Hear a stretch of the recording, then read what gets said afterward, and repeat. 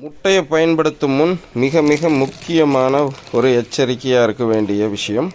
So இப்போ நீங்கள் பார்க்குறது இந்த முட்டையில் என்னது, அந்த கோழியுடைய எச்சம். ஸோ கீழே இதிலே ஒட்டிகிட்ருக்கு. இப்போ நம்ம கவர்லேருந்து வாங்கிட்டு வரோம். இங்கே பாருங்கள், இன்னும் இந்த பக்கம் இருக்குது. தயவு செய்து இதை அப்படியே வச்சு பயன்படுத்தாதீங்க.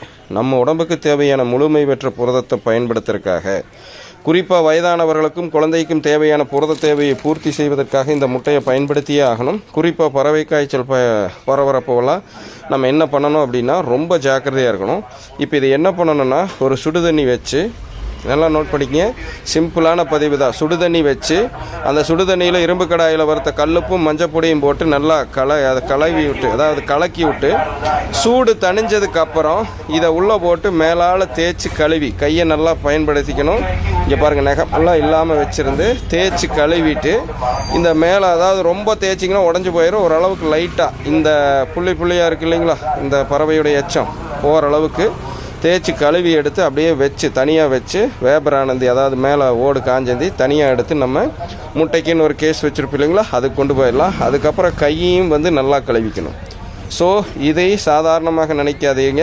முட்டை பயன்படுத்துகிற ஒவ்வொருத்தருக்கும் இந்த பதிவை கொண்டு போய் சேர்த்துங்க. என தருமை ஜெம்சியின் குடும்ப உறவுகளை, நம்முடைய 13 வருட ஆராய்ச்சியில் நம்மை போல நடுத்தர வர்க்க மக்கள் எப்படி சில விஷயங்களை தவிர்க்க முடியாமல் பயன்படுத்திகிட்டே இருக்கிறோம். அப்படி பயன்படுத்துகிறப்போ அதனால் நம்மளுக்கு என்னென்ன பக்க விளைவு வருதுன்னு நாங்கள் பயன்படுத்தி பலன் பெற்றுட்டு உங்கள் முன்னாடி வைக்கிறோம். எங்களுடைய இந்த மாதிரி சின்ன சின்ன டிப்ஸுகளையும் சரி, வாழ்வியல் நடைமுறைகளையும் சரி தொடர்ந்து பாருங்கள்.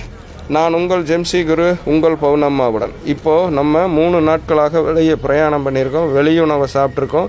அங்கே சாப்பிட்ட உணவுகளில் போதிய அளவு புரதம் இல்லை. அந்த புரதத்தை ஈடுகட்டுவதற்காக உடனடியாக நம்ம கொண்டு வந்திருக்கோம். நம்ம எப்போவுமே வெளியே போனால் 72 மணி நேரம் மட்டும்தான் வெளியுணவை தொடர்ச்சியாக எடுத்துக்குவோம். அதுக்கு மேலே எடுக்கிறப்போ நம்ம உடம்புக்கு புரத பற்றாக்குறை வந்துடும். குறிப்பாக பௌர்ணமாவுக்கு வந்துடும். அப்போ அவங்களோட ஆக்டிவிட்டீஸே தலைகீழாக மாறிடும். ஸோ உடல் சோர்வு அதிக அளவுக்கு அதாவது எதிர்கொள்ள நேரிடும். எதிர்ப்பு சக்தியும் குறைய ஆரம்பிச்சிடும். அதனால் உடனடியாக நம்ம இதை பௌர்ணமாக்கு கொடுக்குறோம். அப்படி கொடுக்குறப்போ இந்த மாதிரி இருக்குது. இப்போ இதை சுத்தி செய்யணும். இன்னும் சொல்லப்போனால் நானே இதை சுத்தி செய்துக்குவேன். சுத்தி செய்யும் முன்பு கையை தெளிவாக பார்த்துக்குங்க. நெகை கங்கெல்லாம் சுத்தம், அதாவது நெகமே இல்லாமல் சுத்தமாக வெட்டிட்டு பண்ணணும். கழுவுனதுக்கப்புறமும் கையை சுத்தமாக கழுவிக்கணும்னு, அதாவது தனியாக கழுவிக்கணும். அதையும் மைண்டில் ஞாபகம் வச்சுக்கோங்க.